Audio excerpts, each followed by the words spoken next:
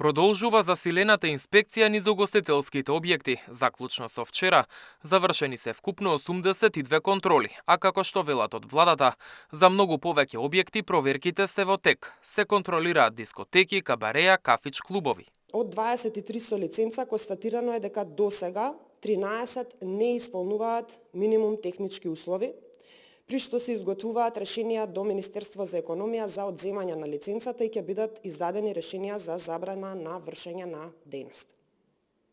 Кај 5 правни субјекти кои што се регистрирани како кабаре диско и кои што се со истечена лиценца, а е утврдено дека работеле изминатиот период, сакам да информирам дека се издадени решенија за забрана на вршење на дејност.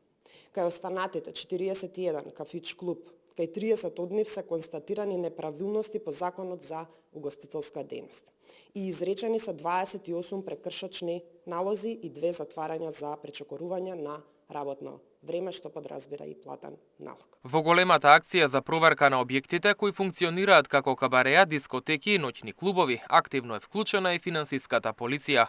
Оттаму велат дека на располагање се ставени сите капацитети. Акцијата се фокусира на утврдување на финансиски проневери, избегнување на даночни обврски, нелегално работење и други неправилности во финансиското работење на угостителите.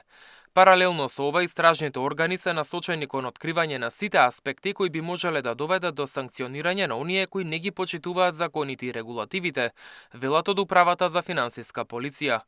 Премиерот Мицкоски во гостување на Сител рече дека ќе се проверат и сите објекти кои се под општинска надлежност.